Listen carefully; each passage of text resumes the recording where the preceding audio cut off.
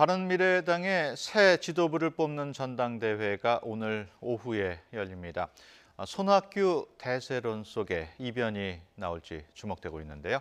김홍국 경기대 교수, 장성호 건국대 행정대학원장과 함께 자세한 내용 알아보도록 하겠습니다. 어서 오십시오. 네, 안녕하십니까. 네. 전당대회 판세를 가를 여러 요소들이 있습니다. 그렇습니다. 최대 관전 포인트는 역시 신임 대표의 누가 될 것인가 하는 내용입니다. 어떻게 예상을 하십니까?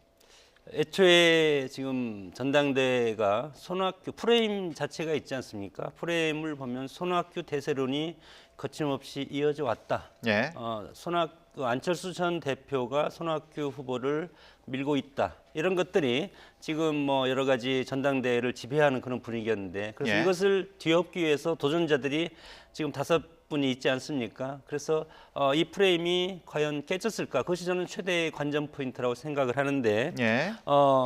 K보팅 참여율이 8.34%밖에 되지 않았기 때문에 예. 이 K보팅 투표율이 상당히 높아졌다면 대선을 꺾기 위한 여러 가지 5분들의 후보들의 어떤 역량이 상당히 결집됐다고 볼 수가 있는데, 예. 8.34%라는 것은 대선을 걷기에는 상당히 역부족이고, 그래서 지금 손학규 대세론이 그대로 끝날 가능성이 상당히 크다, 그렇게 전망합니다. 예.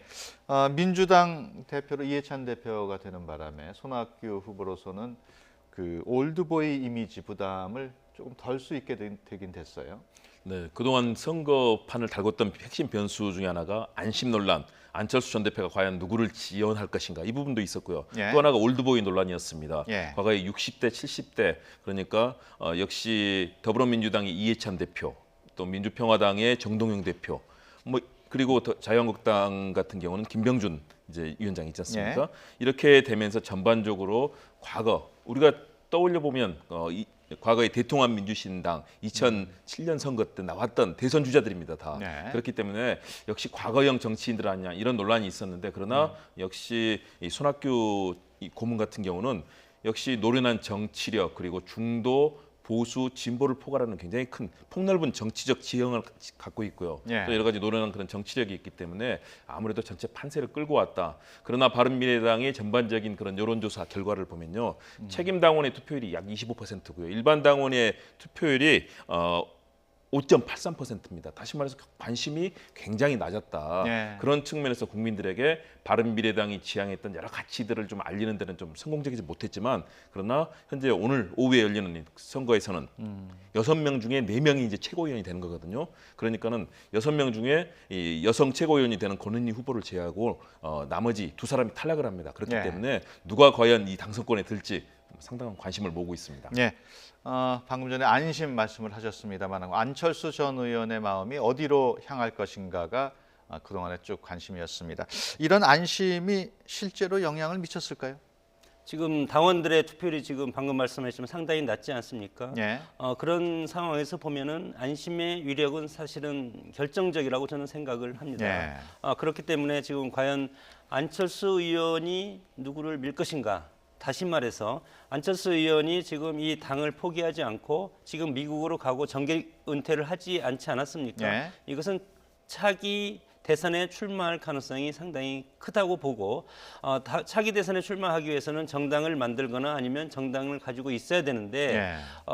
이런 상황에서 안철수 전 대표가 차기 대선에 나오기 위해서는 지금 당 대표가 상당히 저는 중요한 역할을 할 수밖에 없다고 봅니다. 예. 그렇기 때문에 지금 대표가 누가 되냐, 본인이 믿는 사람이 대표가 되지 않으면 차기 대선을 나오기도 상당히 어렵지 않겠습니까? 이런 네. 상황에서 안심의 위력은 상당히 절대적이고, 그런 상황에서 보면 최고위원까지도 마찬가지로 1인 2표가 이제 뭐 해서 연기명식으로 투표를 하겠지만 여기에까지 영향을 미쳐서 안철수 의원이 지지하는 그런 후보가 당선될 가능성이 상당히 크다고 봅니다. 예.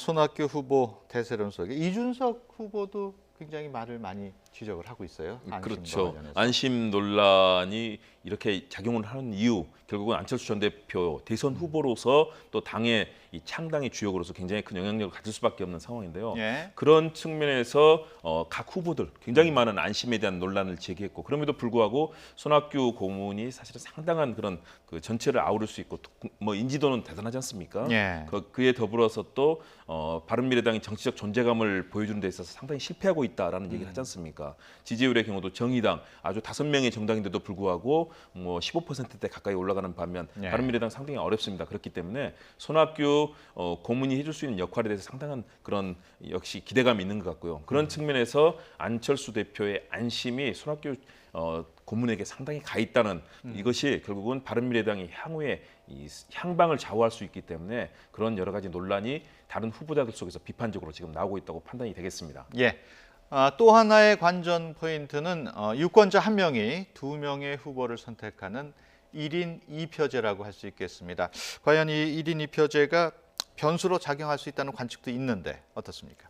뭐 저는 오히려 이 지금까지 손학규 대세론을 이어온 이 프레임이 그대로 갈 수 있는 이런 어떤 기제로 작용할 가능성이 크고 예. 이것을 통해서 어떤 대세론이 깨지거나 변화가 오는 그런 결과를 가져오는 상당히 어려운 왜냐하면 지금 투표율이 상당히 낮지 않습니까? 예. 투표율이 낮다는 것은 기존의 조직이 작동할 수 있는 것이 상당히 크다. 이런 상황에서 봤을 때는 1인 2표가 오히려 지금 예를 들어서 안철수 대표를 미는 최고위원 출마자들이 몇 명 있지 않습니까? 네. 그래서 이분들이 역크로스에서 상대 후보, 예를 들어서 각 정당 출신들 후보를 크로스에서 찍을 가능성은 상당히 적다. 네. 그렇기 때문에 이런 것들이 어떤 대세에 큰 변화는 끼칠 수 없다고 봅니다. 그렇군요. 국민의당 또 바른정당 통합 이후에 이제 오늘 두 번째 공식 지도부가 탄생하게 됩니다. 무엇보다도 앞으로의 임무가 막중할 텐데 어떻습니까? 화합이 가장 큰 숙제일까요? 맞습니다. 첫 번째 가장 중요한 것이 화합입니다. 화학적 결합은커녕 물리적 결합도 제대로 되지 않는다. 이것이 바로 그동안 바른미래당에 대한 비판이었거든요. 예. 당내에서 바른 정당 출신의 소위 말해서 유승민 이제 전 대통령 후보, 대선 예. 후보를 중심으로 한 과거의 보수 지형에서 왔던 그런 정치인들이 있고요. 국민의당 출신 중도 개혁을 얘기했던 안철수 전 대표 중심으로 이제 뭉친 이 두 세력이 사실은 매 사안마다 굉장히 다른 색깔로 부딪혀 왔습니다. 그리고 예. 당의 주도권을 놓고도 서로 갈등을 펼쳐왔었는데요. 그런 속에서 사실은 내부의 인력들끼리도 서로 매사에 달랐고 또 뭐 투표하는 성향이라든가 달랐거든요. 그런 측면에서 빠르게 화합시켜내는 역할, 그렇기 때문에 아마 손학규 후보가 이제 상당히 주목을 받고 있다는 측면이 있고요. 예. 더불어서 지금 정치적 존재감이 너무 약합니다. 국회에서 의석수에 비해서 너무나 내놓고 있는 이런 정책들이 아직은 국민들의 주목을 받지 못하고 있거든요. 그래서 역시 빠르게 이 정치적 주목도를 높일 수 있도록 화학적 물리적 결합을 통해서 당내 단합이 돼야 되고요. 더불어서 당의 존재감을 높여야 된다. 지금 자유한국당 같은 경우는 아직도 국정농단의 여러 가지 흐름 속에서 아직은 그런 이미지를 바꾸는 존재감을 보이지 못하고 있거든요. 예. 그리고 더불어민주당과 여권이 펼치는 이런 여러 가지 적폐청산과 또 새로운 개혁에 대한 흐름들도 아직 정착이 되어 있지 않은 상황이기 때문에 이 속에서 존재감을 보여주면서 국민들께 과연 바른미래당이 중도 보수 개혁을 포괄할 수 있는 그런 가치를 어떻게 내놓을 것인가. 새로운 대표가 그 부분에 있어서는 굉장히 책임감이 막중하리라고 봅니다. 예. 주제를 조금 바꿔보겠습니다. 청와대와 정부 또 여당 어제 당정청 전원 회의를 열었습니다. 민주당으로서는 이해찬 대표가 취임한 이후에 첫 당정청 회의인데요. 이해찬 대표의 녹취 내용을 잠깐 들어보겠습니다. 대통령께서도 이번 정부는 민주당 정부다라고 말씀을 하셨는데 문재인 정부는 또 민주당 정부다, 하나다라는 그런 의식을 가지고 함께 공동 운명체로 좀 하도록 하겠습니다. 공동 운명체 강조하면서 일심 동체도 강조를 했는데 앞으로 당청 관계 어떻게 예상을 하십니까? 지금까지 1년 6개월 동안은 문재인 대통령의 지지율이 상당히 높고 당의 지지율이 높았지만 예. 그리고 대통령의 어떤 취임 초기 아니겠습니까? 예. 취임 초기는 밀월 관계가 형성이 될 수밖에 없고 예. 이제는 1년 반이 지난 다음에는 내년 1년 정도 있으면 또 총선이 시작되지 않습니까? 그렇기 때문에 저는 당이 우선 가야 된다고 생각도 하고 예. 정당의 목적은 권력 획득 아니겠습니까? 선거에서 이기는 것이 최우선이고 예. 그렇기 때문에 이제는 당이 제 모습하고 제 목소리를 낼 지금 타이밍이 될 수밖에 없고 시기적으로 그렇습니다. 차기 총선과 차기 대선을 위해서 그리고 미래를 위해서 당이 제 역할을 해야 될 지금 타이밍이 오고 있다. 그렇게 예. 봅니다. 그리고 당이 우선적으로 간다는 것은 의회에서 제1야당인 한국당과의 협치를 해서 개혁적인 입법적인 성과를 내야 되지 않겠습니까? 이런 것을 청와대가 주도한다고 해서 한국당이 오히려 예. 그러면 협조를 안 해줄 가능성이 상당히 크기 때문에 전략적으로라도 지금 새로운 신임 대표인 이해찬 대표를 중심으로 한 민주당이 예를 들어서 정치에 전면에 나설 필요가 있는 것이 현재의 시점이고 예. 그런 차원에서 당원들이 이해찬 후보를 당 대표로 뽑은 이유도 바로 거기에 있다고 봅니다. 예. 이해찬 대표 약간 좀 까칠하다는 지적도 있긴 있었습니다. 지금 모습을 보면 많이 부드러워진 모습이고 아무래도 야당의 협조가 필수적이니까 그런 게 배경이 되지 않을까 싶은데 어떻습니까? 그렇습니다. 본인이 강한 민주당 그리고 적폐청산에 있어서 정말로 시대 개혁을 해야 되겠다는 그런 목소리를 냈죠. 예. 그렇지만 사실은 돌아본다면 이해찬 이 대표는 굉장히 상황 판단력, 기획 능력 이런 부분에 있어서는 높은 평가를 받았고요. 예. 과거 50청문회를 돌아본다면 가장 주목받는 의원이 두 사람이 있었거든요. 당시에 노무현 의원, 이해찬 의원 두 사람이 굉장히 강한 그런 개혁에 대한 목소리를 냈었고 사실 예. 그 당시 청문회에서 주목을 받았던 스타였습니다. 지금 경우 저는 그런 흐름 속에서 성과를 내야 되는 중요한 과제가 있다. 특히 문재인 정부 1년 반을 거의 지나면서 정말로 이제는 성과를 만들어가는 시점이 됐다는 판단을 하고 있는 것 같고요. 예. 그렇기 때문에 저는 이 당정청 회의가 상당히 의미가 있었다고 봅니다. 당을 대표는 이해찬 대표 그리고 청와대는 임종석 실장이 있습니다. 예. 그리고 정부를 대표해서는 이낙연 총리가 있거든요. 다 당에서 오랫동안 호흡을 맞춰왔고 국정 경험도 풍부한 인물들이 지금 당정청에 포진해서 문재인 대통령의 이 개혁을 뒷받침하는 역할을 하겠다는 거고요. 예. 그런 의미에서 저는 상당하게 정치 구조에 대해서 높은 이해도와 정치력을 가지고 있는 이해찬 대표와 함께 호흡을 맞춘다면 사실상 지금까지 있었던 당정청의 어떤 팀보다도 드림팀이 될 가능성이 높다고 봅니다. 대신에 예. 야당의 여러 가지 반발을 정치력으로 특히 이 협치의 가능성을 제대로 일정한 부분 양보도 하고 어떤 경우는 대결도 하면서 예. 만들어내는 입법이라든가 이런 것들을 통해서 만들어낸다면 이번 당정청을 이끄는 팀들이 상당히 잘할 가능성이 있다. 이해찬 대표가 그래서 더욱더 강한 민주당을 선거 때는 외쳤지만 지금은 야당과 만나고 그래서 현충원 참배에서도 박정희, 이승만 전 대통령이 묘역을 직접 방문하는 사실상 그동안에 모였던 모습과는 다르게 파격적이었거든요. 이런 측면에서 뭔가 새로운 흐름을 만드는 가능성이 상당히 크다고 판단이 됩니다. 예. 어제 당정청 회의에서 문재인 대통령의 적폐청산 발언 지금 화제가 되고 있는데요. 먼저 발언 내용부터 들어보겠습니다.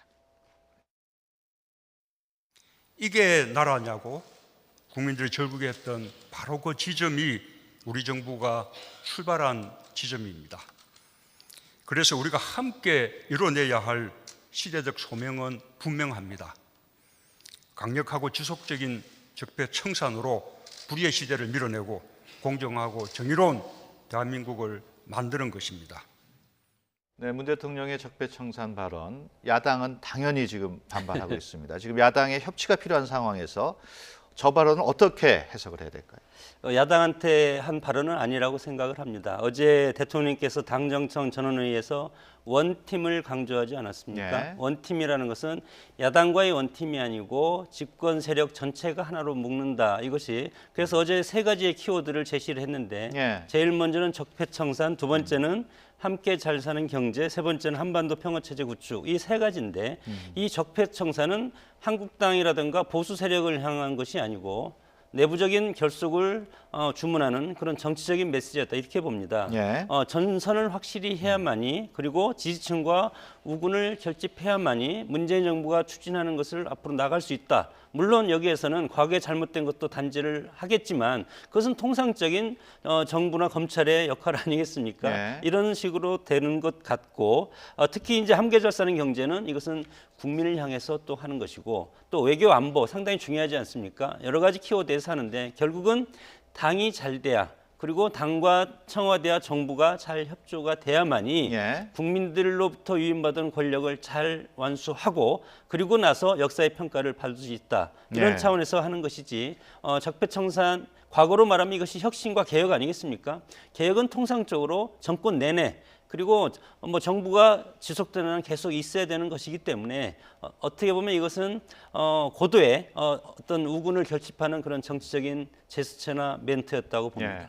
사실 어떻게 보면 내일부터 국회가 열리는데 대통령의 적폐청산 발언이 야당한테 어떤 또 자극이 될 수도 있겠는데 어떻게 보십니까? 야당으로서는 당연히 반발을 할 수밖에 없는 상황이고요. 왜냐하면 이 적폐청산은 결국은 야당, 특히 자유한국당, 과거에 한나라당, 새누리당으로 연결되는 그 정당 집권기에 있었던 잘못된 것들, 특히 예. 뭐 국정원 특활비라든가 여러 가지 권력기관을 국민의 민주주의를 탄압하는 데 썼던 이런 부분을 바꾸는 것 아니겠습니까? 예. 계속될 수밖에 없지만 야당은 스스로가 이런 적폐청산의 당사자, 대상자가 될 수밖에 없는 상황이기 때문에 반발을 하고 있습니다. 그래서 야당 임기 내내 뭐 적폐청산만 할 거냐 그랬는데 사실은 임기 내내 해야죠. 잘못된 것들은 당연히 바꿔야 되는 것 아니겠습니까? 예. 특히 과거에 그런 국정농단, 이 국가 권력이 정말 국민의 인권과 또 새로운 미래를 억압하는 그런 잘못된 기재가 됐던 것들 때문에 하는 거고요. 예. 더군다나 우리가 우리 역사를 돌아보면 친일파 청산 못했고 과거에 독재 권력에 이 기생했던 그런 잘못된 그 정치를 청산하지 못했기 때문에 우리 민주주의가 어려움을 겪지 않았습니까?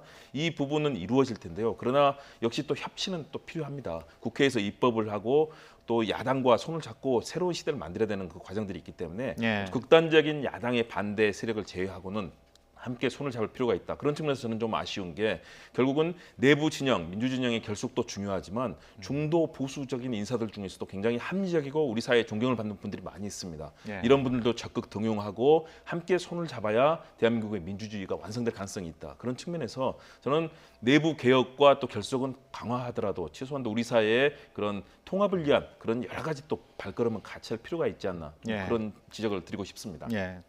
자유한국당 뭐 임기 내내 적폐청산만 할 거냐고 지적도 하고 어떻게 보면 적폐청산이 당연하긴 한데 일반 국민 입장에서는 또 경제 쪽에 또 정부가 좀 더 신경을 써줬으면 하는 바람이거든요. 어떻게 보십니까?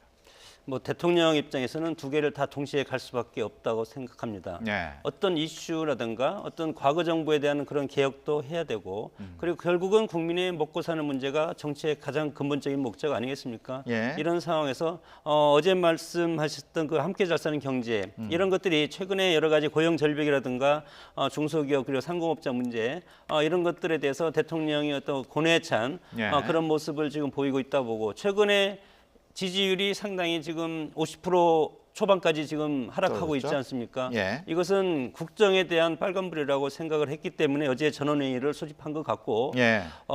이제는 각자 플레이가 아니고 뭐 원팀이 된다. 뭐 농구로 말하면 올코트 프레싱 그리고 축구로 말하면 전원 수비, 전원 공격 예. 이런 형태로 가지 않으면 이 정권적 위기가 온다. 정권적 위기가 오면 결국은 당의 선거에 치명적인 영향을 미치고 예.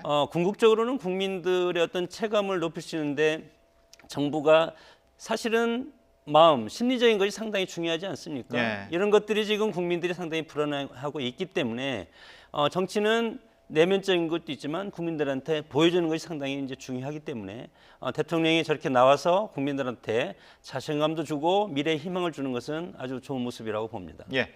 어제 당정청 회의에서는 또 요즘 화제가 되고 있는 소득 주도 성장 정책 얘기가 나왔습니다.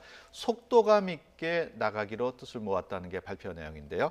이와 함께 보완책도 마련하기로 했죠. 그렇습니다. 왜냐하면 소득주도 성장이 지금의 사회적 양극화, 빈부격차가 너무 심화되고 있는 상황. 뭐 예. 토마스 피케티의 뭐 이 21세기 자본에 대해서도 그런 얘기를 하셨습니까? 예. 우리 사회의 양극화가 너무 심해지고 이것이 결국은 성장의 동력 또 경제의 흐름까지도 막고 있는 지금 흐름이기 때문에 소득주도 성장의 기초 가치는 계속 지켜간다. 대신에 이 과정에서 어떤 이 템포가 너무 빠르거나 또는 그 과정에서 이 피해를 입을 수밖에 없는 소상공인이라든가 다양한 계층이 있을 수 있거든요. 예. 이런 분들을 위해서 어떻게 하면 그런 피해를 줄이면서도 또 일정 기간 동안에는 정부가 적극적인 역할을 통해서 이런 부작용이 최소화될 수 있도록 하는 노력들, 그리고 입법이 사실은 지금 아주 부족합니다. 결국은 야당이 협조를 얻어내야 입법을 통해서 이 소득주도 성장의 기초를 더욱더 탄탄히 할 수 있는 거고요. 지금의 사회적 양극화, 특히 이 소득이 낮은 계층에서 계속해서 더욱더 이런 가처분 소득이 줄어들고요. 예. 그러면서 생활이 더욱더 어려워지고 복지사회로 가는 길이 지금 어려운 측면 때문에 더욱더 소득주도 성장의 의미는 크다. 그러나 지금의 미중의 이런 이 사회적 흐름 속에서 소득주도 성장이 갖는 그 의미를 살리기 위해서는 예. 결국은 입법을 시키고 또 이런 부작용들을 최소화시키는 것들. 최근에 뭐 자영업자들 모여서 뭐 삭발도 하고 시위도 하지 않았습니까? 예. 그만큼 분명히 위기감이 있습니다. 이런 분들이 제시하는 그런 현장에서의 어려움들을 적극적으로 보완하는 입법 그리고 정부 정책 이런 것들이 이제 시작이 된다고 봐야 되겠죠. 예. 내일부터 앞서 말씀드린 듯이 국회가 시작이 되는데 자유한국당 등 보수 야당의 공세 목표는 소득주도 성장론에 기반한 경제 정책에 쏠리고 있습니다. 장하성 청와대 정책실장, 또 김수현 사회수석, 홍장표 소득주도 성장특별위원장 3명을 그 소주방으로 규정을 하면서 경지를 요구하고 있는데 어떻게 이 난국을 풀어야 될까요?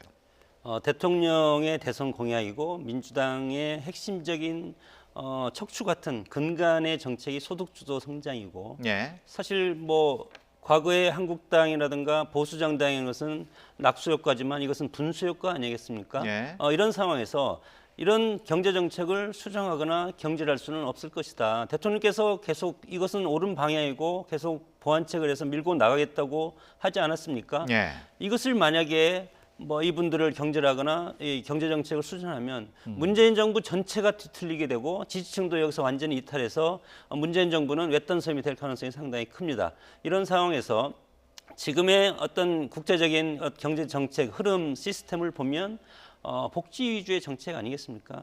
국가가 일정 부분 개입을 하고 물론 예. 한국당 김병준 위원장은 국가주의를 비판하지만 저는 뭐 지금 시대적인 추세는 국가가 일정 부분 개입해야만이 이 자본주의에서 빈익빈 부익부를 정부가 극복해주는 그런 일정의 이런 것들이 소득주도 성장이라고 보기 때문에 예. 이걸 1년 동안 추진하고 그냥 멈춘다. 그런 것도 그것은 정부가 힘이 없다는 것을 보여줄 것이고 더 큰 혼란이 올 가능성이 상당히 크다. 예. 그래서 야권에서도 마찬가지로 일단은 국민들이 뽑아준 정부 아니겠습니까? 국민들이 5년 동안 문재인 대통령한테 모든 것을 맡겼기 때문에 물론 비판을 할 수가 있고 그렇지만 경질할 수도 있습니다. 야권에서는.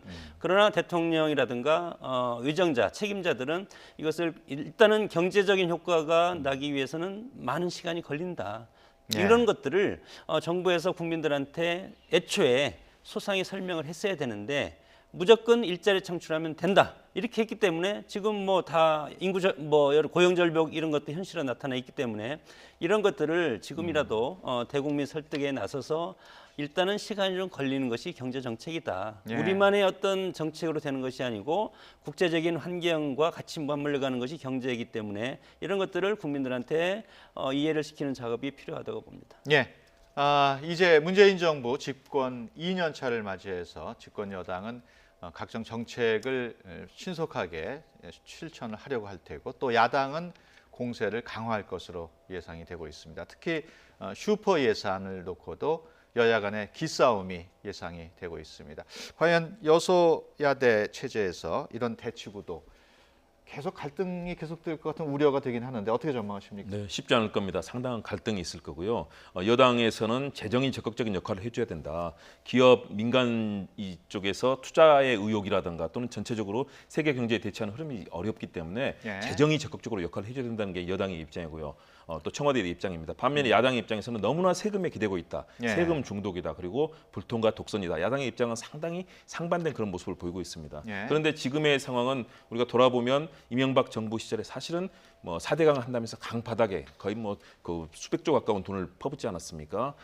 또 박근혜 정부에서는 어땠습니까? 25개 대기업 불러 모아놓고 예. 정유라 말 사주는데 그런 잘못된 행태를 보이는데 우리 대기업들이 강제 동원이 됐었습니다. 예. 지금까지 투자 의욕이 있을 수가 없는 거죠. 이제 바뀌고 있습니다. 그렇기 때문에 기업의 적극적인 역할을 요구하되 지금 기업이 어렵기 때문에 정부의 재정이 적극적인 역할을 지금 해줄 필요가 있다는 네. 측면에서 문재인 정부의 이런 예산 전국이 진행이 되는 거고요. 반면에 야당에서는 역시 문제점들을 아마 하나하나 다 짚을 겁니다. 네. 세금만 투입되면서 성과를 내지 못한다거나 이런 부분에 대해서는 또 당연하게 또 국회 야당에서 짚어야 되는 게 그 국회의 역할 아니겠습니까? 그런 측면에서 여러 가지 비판이 있을 텐데요. 그렇기 때문에 저는 이해찬 대표와 또 이낙연 총리 그리고 네. 임종석 비서실장 이 삼각 당청 체제가 결국 문재인 정부의 이런 여러 가지 입법 정책을 뒷받침하는 역할을 해줘야 되고요. 예. 또 야당도 국정의 사실은 원활함을 생각해서 어떤 이 정쟁보다는 조금 더 양보하면서도 야당의 이익을 얻어내는 그래서 서로 윈윈하는 협상이 돼야만 합니다.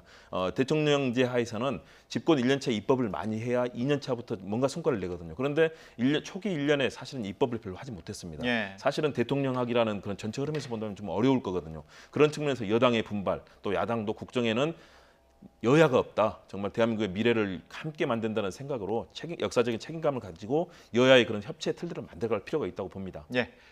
지난달 30일이죠. 5명의 장관이 교체되는 중폭 개각이 이뤄졌습니다. 이 가운데 이은혜 부총리 겸 교육부 장관 후보자들을 둘러싼 자격 논란이 지금 불거지고 있습니다. 왜 이런 논란일까요? 뭐 근본적으로는 지금 아들 병역 문제가 일단 제기되는 것 같고 예. 근본적으로는 교육공무원직 개정안 발의 논란 이것이 지금 상당히 큰 것 같은데 예. 청와대 후보철회 청원이 지금 3만 명이 이제 넘었다고 하는데 예. 이것이 상당히 대통령으로서는 상당히 곤혹스러운 부분이 아닐까. 예. 뭐 청문회 통과는 뭐 차치하더라도 그래서 두 가지라고 저는 생각을 하는데 예. 교육공무원직 개정안이 이제 비정규직인 교사를 정규직 전환으로 가능하게 하는 이런 법안인데 사실은 노량진 고시학원이라든가 이 가보면 그 임용고시 준비생들이 엄청나게 많지 않습니까? 예. 그리고 지금 각 대학에서도 사범대에서 교직 이수자를 상당히 줄이는 것이 적체가 너무 심하기 때문에 예. 교사 되기 위해서 줄 서 있는 자격증을 가진 분들 예. 그리고 임용고시를 준비하는 분들이 너무 많기 때문에 이런 것들을 지금 사범대 수도 상당히 줄이고 있는 이 상황에서 이렇게 해놓으면 뭐 특정 임명을 하면 되지 않겠습니까? 이런 것들을 예. 응시생들이 상당히 지금 반발하고 있고 학부형들도 물론 그렇고 그리고 또 두 번째 또 법안이 학교 행정실의 독립적 운영 법안. 뭐 학교 가보면 행정실과 교장, 교감 해서 서로 유기적인 협조를 통해서 해야 되는데 예. 그러면 각자 따로 놀 가능성이 크고 이것이 현장 교사들을 중심으로 해서도 상당히 반발이 있는 것 같다. 그렇기 때문에 우리가 지금 우리 사회가 다원주의, 이익 다원주의 사회로 가기 때문에 예. 상당히 지금 어떤 분야든지 어떤 이익이 첨예하게 매달려 있는 것들이 우리 어떤 지금 민주주의 시스템 아니겠습니까? 그렇기 때문에 이런 것들은 이제 당연한데 예. 과연 이런 것들을 포괄하고 해결하는 것이 장관의 부총리의 임무인데 그런 것들을 이렇게 선제적으로 이런 가치관을 가지고 있는 분이 부총리, 교육부총리를 맡으면 될까? 이런 비판적 시각이 상당히 크지 않나 그렇게 봅니다. 알겠습니다. 그동안 사실 그 의원 불패다 해가지고 국회의원 출신의 강요가 영입되면 청문회를 통과 못한 적이 없는데 이번 청문회 어떻게 예상하십니까?